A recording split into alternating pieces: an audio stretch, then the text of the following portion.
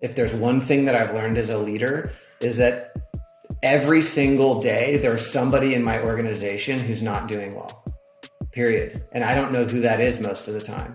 And I'm not going to find out unless I ask and stop and listen. And I'm really attentive to how people are doing. You have to solve for people's emotional states. Otherwise, there's no chance on earth that you're going to be successful over the long term. I'm Devin Reed. And I'm Sheena Badani. And you're watching Reveal, the Revenue Intelligence podcast powered by Gong. Keep watching here to see the full interview. Or if you like to listen to podcasts on the go, check out the links in the description below. And if you like what you hear, subscribe on YouTube, Apple Podcasts, or Spotify, or all of them. Why not? And while you're there, make sure to leave us a 5-star review. We personally read every single one, and I think I speak for both of us when I say they mean the world to us. Could not agree more, Devin. Now, without further ado, here's the episode you've been waiting for. Ryan Longfield, not only am I gracious that you are here, I'm gracious that it is 4 days away from end of the quarter, and I gave you a wide open door to reschedule, and you said, no, I want to be here, and this is what I want to do. So I want to say thank you 2 times over. You're very welcome. If you get ahead of it, then maybe it's not a mad scramble, although it always seems to be a mad scramble even when you do get ahead of it. So you're welcome. Even if you hit quota early, there's always that one more deal you can get into accelerators, that bluebird, that swing deal. That's always true. Something. That's the fun of it. So we're here to talk about the DNA of a high impact leader. So you are obviously the chief revenue officer at Gong. You've been here for a couple years now. I remember when you joined, we were thrilled. So maybe to just open this thing up a little bit is just to kind of ask you, what does leadership mean to you, Ryan Longfield?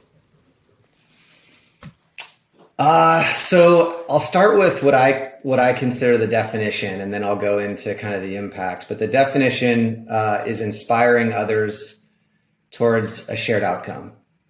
So there's some shared goal that you have across the team. Otherwise, it wouldn't really even be a team or an organization. And the art of leadership is inspiration of that group to accomplish that shared objective. And so the outcome that you're looking for, or the impact that you're looking to have as a leader, is you're looking to get consistency in the best that your team can produce against that shared objective. If you're doing your job as a leader, you're getting the best out of those people to the benefit of the larger team. And so that's what I think of when I think of leadership. Was that something, I'm curious, Ryan, is that something that kind of came naturally to you? Like, I don't know, maybe in like high school, you were like, I think you played basketball, if I remember our past conversation. Like, were you team captain and loved to coach? Is this kind of a philosophy that you picked up along the way? I'd love to just kind of hear a little bit more, like what molded that outlook? Yeah, I think there's a couple of things. One, a lot of people say, what was the moment in your career when you decided you wanted to go into leadership? And I think a lot of leaders say the same thing, which was, I never really had that moment. It always felt like the obvious outcome, the obvious decision. There was never a moment where I didn't think that I was going to go into leadership. That's just me personally. I don't think that's universally true, but for me personally. And so, yes, when I was growing up, I was heavily involved in sports. I ended up, being a leader on those teams quite often. I think my dad was a really strong leader. Leader in our family, leader on the baseball diamond, leader to my brother and I for sure. And then specifically the definition that I just threw out was one that was created at LinkedIn when we were going through hypergrowth. And that idea of inspiring others towards a shared objective is one that we formed at LinkedIn. And it's always stuck with me because I love inspiration. When I was at LinkedIn, the reason why that one stuck with me so much is because I think the concept of inspiration is fascinating to me. And that's the type of leader that I want to be, is one that's really highly inspiring. And, obviously the contrast to an inspiring leader is one that's motivating largely out of fear and consequences and punishment. And I think we've all probably had those leaders. And I think, thankfully, broadly speaking, most people see that type of leadership as highly toxic these days, especially in tech.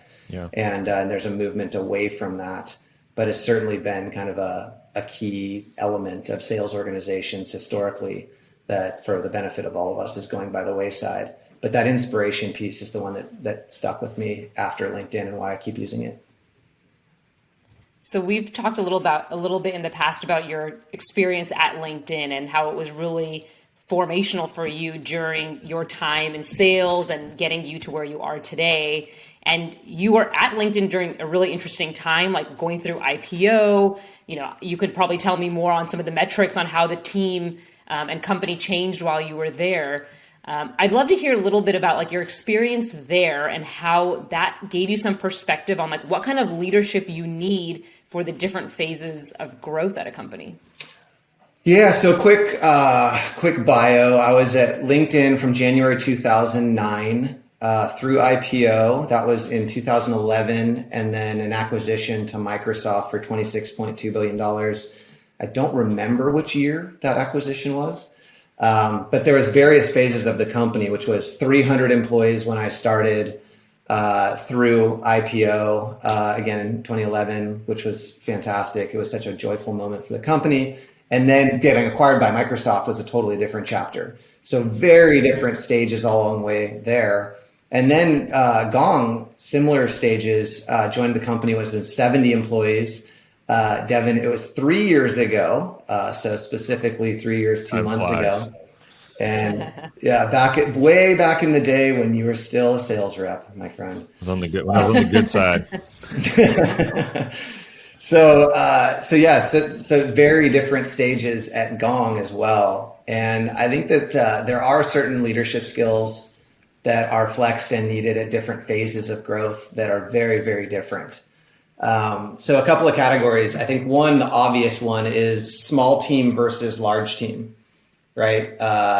When I joined, Devin was like one of 5 sales reps. And then, and now, we have hundreds of reps.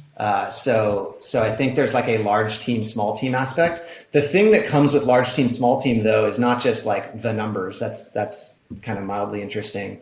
But the part that's interesting about it from a leadership perspective is your communication has to change. And what I mean by that is when it's 5 people and you as the leader sitting on the sales floor, you have direct contact with everybody, building trust, inspiring, motivating, teaching, influencing, like it's all direct contact. You're right there. You can be the coach. You can be the one inspiring. You can be the one directly rolling out the change to the organization. And it's your people. It's the same people you just had lunch with every day. When you get a larger team as a leader, you really have to change your communication in the way that it happens. And specifically, you have to learn how to communicate in a way that has high impact and inspiration through other leaders and through indirect channels.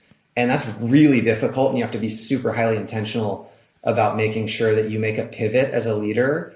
When you get beyond roughly 25 to 50 people or so, all of a sudden, not everybody knows you personally. They don't know your best intentions. They, haven't heard your life stories. They don't rub shoulders with you every day, et cetera, especially in a remote COVID type of environment.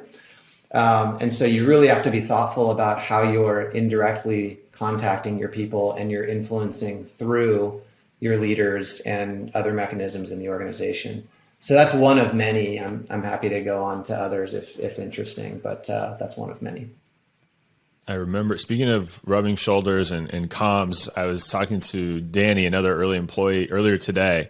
And I said, man, I really took it for granted because where I used to sit in the office, I could see Tim Ritters, our CFO, Ryan Longfield, our CRO, and Sandy, our chief people officer, within the 40-foot radius. I could like literally go and, bug you if I wanted. And now, I think we're like 100-ish, 150-ish employees in this, maybe just in the States at that time.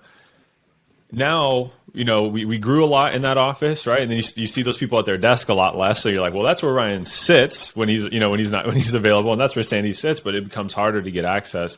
Now that we're distributed, right? I'm curious, Ryan, like, what are some of the other ways that you've kind of maintained that, relationship with reps, relationship with mid-level leaders, folks that you're not seeing in, the senior leadership meetings on a day-to-day basis? Yeah.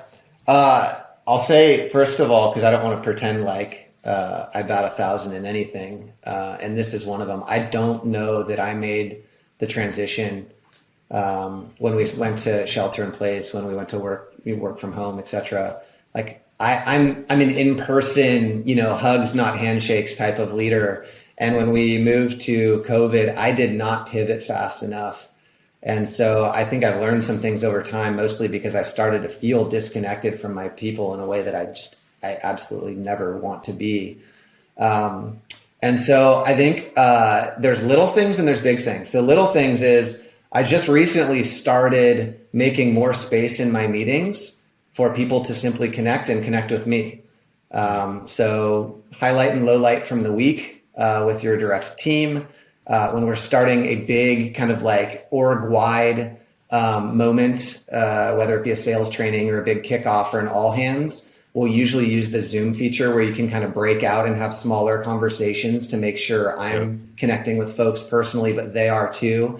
So we do that in almost every big meeting that we're running now, just to make sure that life on life is like happening in a way that it wasn't before. We're starting to do more in-person events where the whole point is just to go and have lunch and hang out in a park and things like that. Like, so I'm having to get on an airplane and go visit people and do it in a healthy, responsible way, of course, sure. But take more time to do that. One of the leaders in my organization spends 15 minutes every morning connecting one-on-one with somebody in his organization just to make sure he's got that continuous connection point.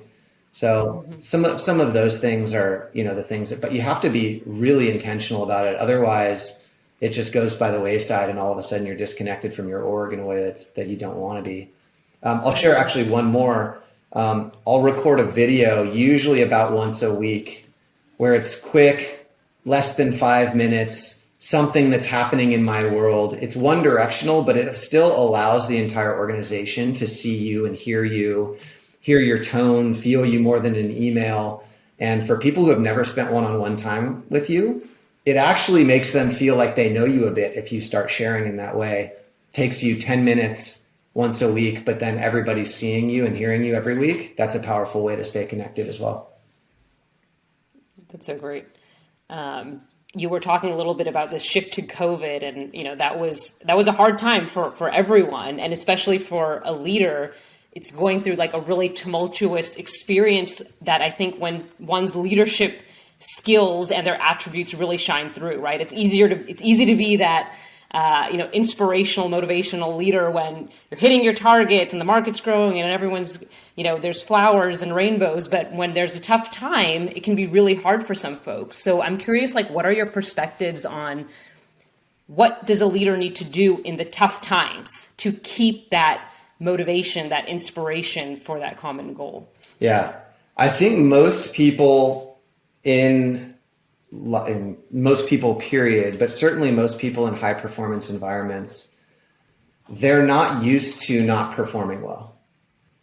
And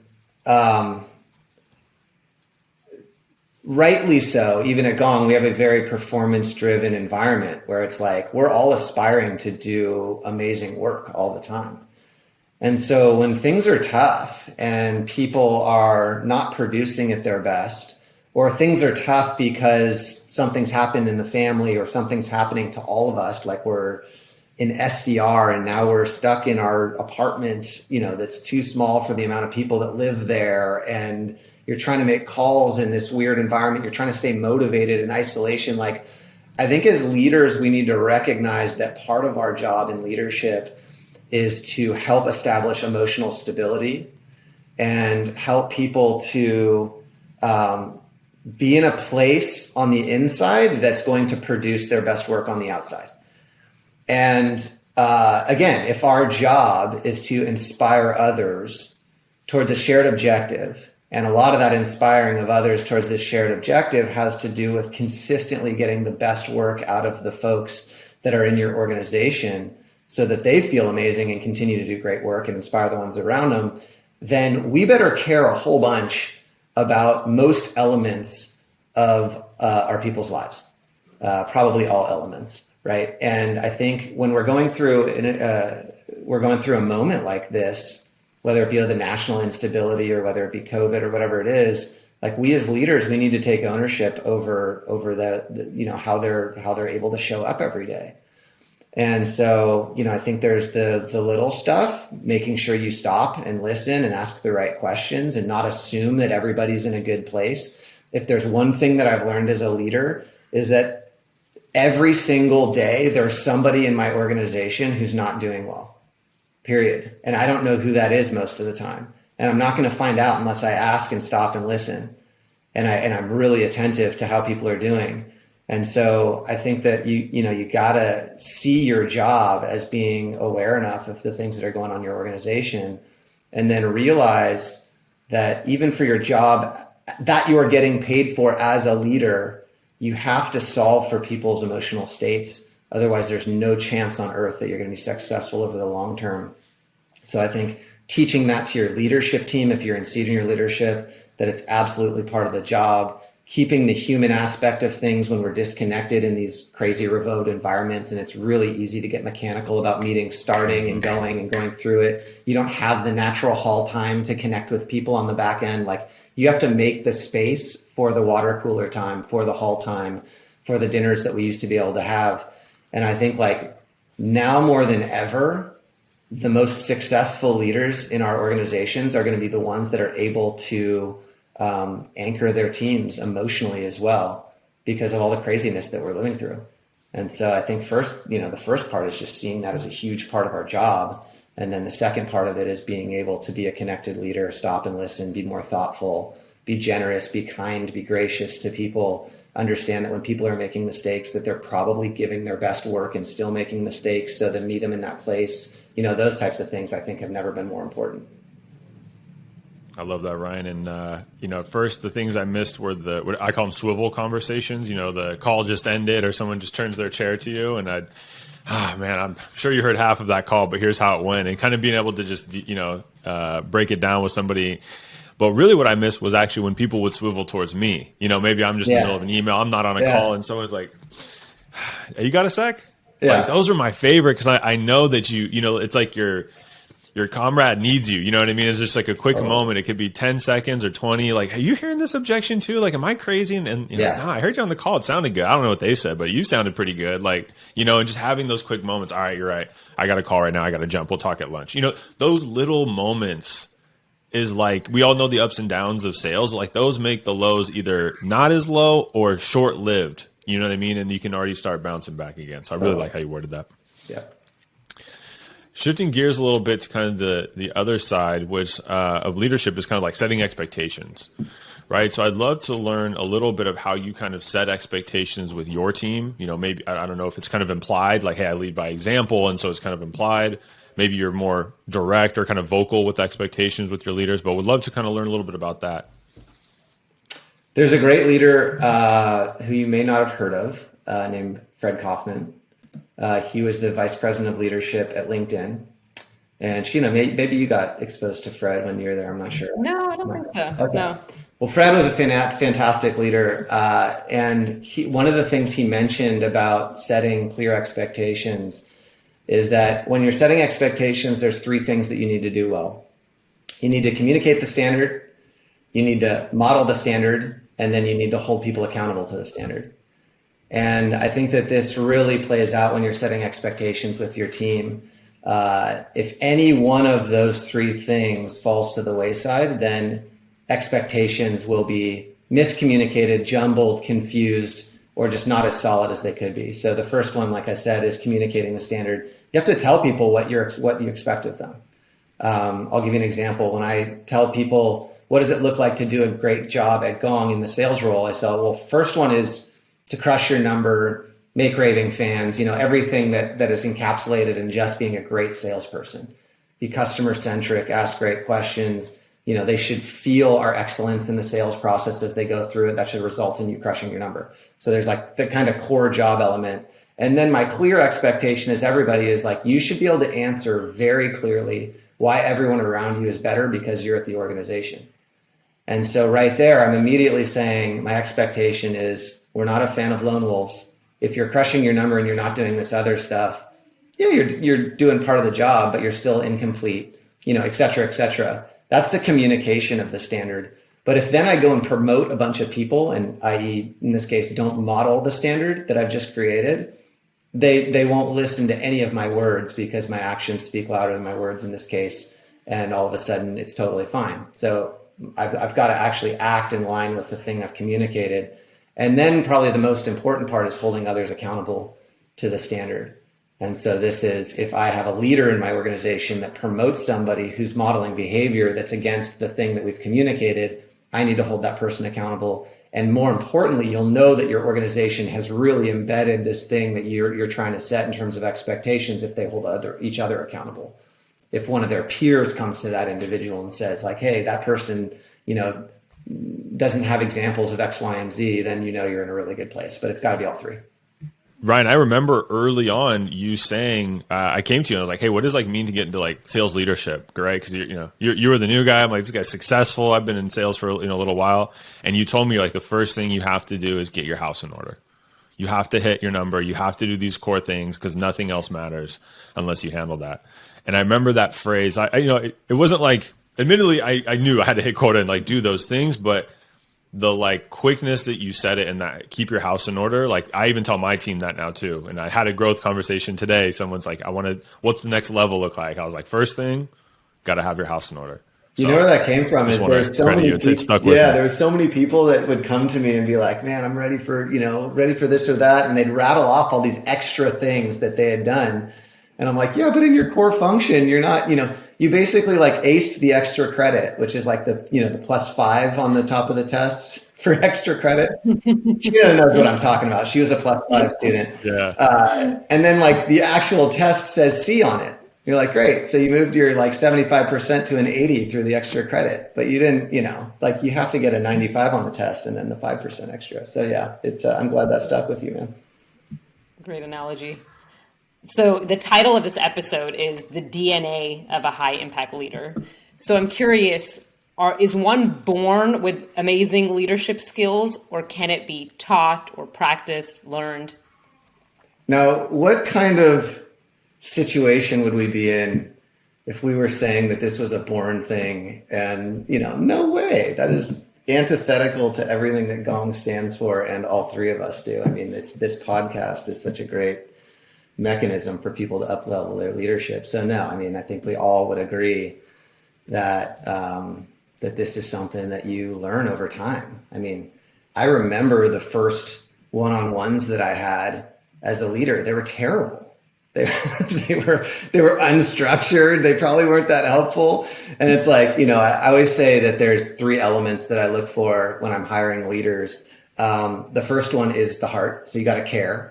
The second one is the competence. Like you can't just be a bleeding heart, but be terrible at your job. Like, there's plenty, I've had those leaders in the past where you're like, man, I know you really care. You just don't have any ability to get me better because you suck. So you have to have care. You have to have competence is the first 2. And then the third one I think is the hardest one to find, but is that ability to push people harder than they would push themselves, but in a way that communicates your belief in them. Not that feels like you're trying to do it for you, right? That's the biggest thing. Like leaders who come down on their teams and yell at them and all that crap, but it feels like they're doing it for them. You can sniff it out 100 miles away. But if you have somebody who's like, no, I see more in you. I'm calling that out. I'm elevating you. And you may hate me in the moment. I don't care. At the end of the year, you're going to be like, so happy that I pushed you this hard. I think that like inspirational thing on the end is really hard to come by. But I think all 3 of those, the care, the competence, and the natural leader, or the ability to acquire a leadership voice that can accomplish that last one, I think all of that stuff is learned, including the care part. Oftentimes people need to learn compassion and empathy. It just doesn't come as naturally as it does to some other people. And some people, are naturally amazing coaches and teachers, and other people have to learn that stuff. So yeah, all of this stuff is the ability to influence or get better at this stuff over time is present for sure. Jameson, our VP of sales, did a great job of pushing me. I remember after the, there's the pushing and then the event, and then afterwards you either won or you lost. And I remember being like, I really didn't like it in the moment, but damn it if I'm not better for it, And so I'm curious, Ryan, for you, maybe the answer is both, and that could be a quick answer, but like, when you're about to deliver that little speech or that time to show up, monologue, if you will, are you prefacing like Hey, Sheena, what I'm about to tell you is going to make you uncomfortable. Not like, what I'm telling you is uncomfortable. What I'm going to ask of you is going to make you a little uncomfortable. You're going to be uncertain, but ... Or are you just like kind of delivering it and seeing how folks react? I think there's different ways to go about it. And I think what you just did is a really good one. Like sometimes it's really helpful to brace people for what's about to come. Like, hey, I'm about to deliver a hard message, but I'm going to do it anyway because I think you're going to be better for it. Right. So you like tell them up Right. front. I think the main thing that you just have to get through in a number of different ways is truly that this is for them. I remember this one time at LinkedIn, I took this guy out for a walk because he had tons of talent and he'd play way too much ping pong. You know what I mean? It's like amazing at ping The pong. dreaded ping pong Yeah. That's not problem. what I was expecting. That's so funny. Amazing at ping pong, but like could apply that his talents to his sales game and just wasn't just did not have and I took him out for a walk and so this is what I'd say actually, Devin, is if you have high levels of trust, then you can come more direct and more hard quicker. Right. If you have low levels of trust, you can't come nearly as direct and nearly as hard. This person I had invested in, I had huge levels of trust with. And so I said, hey man, I've noticed something and I want to just tell it to you straight. Is that cool? So I did what you just said. And I said, I think you're used to getting most things in life easily because your natural talents have always allowed you to just get things without trying that hard. And I was like, I think you're applying that playbook to your opportunity at LinkedIn, and I think you're suffering for it. And we had this long walk, and the person's it was one of those fun moments where the person totally shifted. And I saw them, starting to hustle more and going to club in the following years, getting promoted. I mean, the person got promoted 5 times, and it was one of the best versions of that. But yeah, I think that you have to know what level of influence you're able to have on that person and operate accordingly, because influence is a gift that people give you. It's not something that you can just take for yourself. And so if you're going to go for somebody and you're going to try to influence them in that way, you better have that right that's been given to you. And if it's going to go well. And if you don't, then you can earn it in the moment and you can couch it with other leadership tactics to make sure that you have the conversation that needs to be had, even though you don't have that. But I think you need to gauge that up front and then change your approach accordingly. That's so amazing. Just the concept, a leader really has that opportunity to transform and shift somebody's career. I'm sure that colleague, the person you're telling the story about, they probably still look back on that walk with you as a pivotal point in their career. That is amazing. I hope so. Yeah. I mean, that's the joy of leadership. I think anybody who's doing this for the right reasons hopes that there's this wake that we leave behind us of people that are better off because we were leading them, and I think, like you said, Sheena, the joy of leadership is being able to inspire people to do more than they ever thought we could, and to ultimately be better off because they're sitting under your leadership. That's amazing.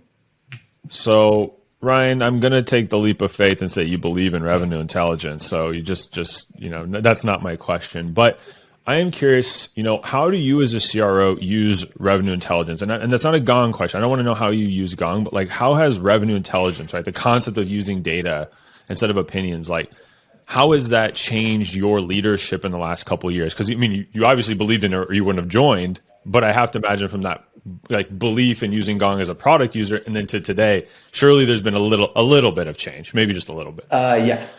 So I definitely believe in revenue intelligence. I definitely believe in using data and not getting rid of all opinions, but oftentimes crafting a hypothesis through opinions, but just making sure that you have the data to vet out the things that your gut is telling you. And I think for revenue intelligence specifically, I think that revenue intelligence is all about visibility. And it's about knowing specifically in a quantifiable and data-driven way what's truly happening in your organization, right? So said another way, it's about seeing clearly. And if you're able to see clearly as a leader, then you're able to lead more effectively because you know the correct route to chart. I'll give you a specific example. If right now, some sales leader out there, not at Gong, somewhere else, says competition is the number one thing that I care about. This specific competitor, XYZ software, is the one that we need to enable against more than anything else. Trains their entire team, spends hundreds of thousands of dollars and takes the 1,000 leaders out and, does this big training, etc. Now you kick ass in this area of beating the competition. Then you turn on Gong and you find out that actually the competition does come up in a lot of conversations, but when you correlate it to outcomes, it is actually beneficial to your outcomes, meaning that it's a signal to buying, not threat to your deal, and that you rarely lose deals. You would never, ever know this because everybody's always talking about how much competition comes up to deals, but because you didn't have revenue intelligence, you can't correlate it to outcomes. And because you can't correlate it to outcomes, you just spent hundreds of thousands of dollars in the wrong place. And you took a whole bunch of time for your team to be spending learning motions that they don't need. They maybe need it somewhere else. And so for leaders, if you're talking about charting a course to lead your team to be successful and you're not seeing clearly, then you may be leading them, maybe not to the wrong place. That might be dramatic, but that happens too, but to the least optimal place where you could be optimizing much more effectively. So yeah, seeing clearly is what revenue intelligence is all about. And it is pretty damn important for us as leaders to see clearly. You might take that flight with 2 layovers instead of the direct route if you don't have revenue intelligence. Great one. Absolutely. You yeah, you still might get there, but maybe it just took you 2 years longer than it could have and you zoomed all over the place. Yeah, exactly. So Ryan, we're getting to our favorite part of every episode where we ask all of our guests the same question. So we are super excited for yours, which is, how would you describe sales in one word? Influence. Easy. Oh, that was quick. Influence. This is why I love sales. Sales is the art of human influence. And it's art and science, and it's super difficult because it's a different person. It's a different business scenario. It's a different day. It's a different product in a lot of cases. It's a different market conditions. And so it's like this endlessly fascinating game of human influence where you're able to go in and a good seller will be able to influence their buyer in a way that's beneficial for them and for the company that they're representing. And so sales is influence in a single word.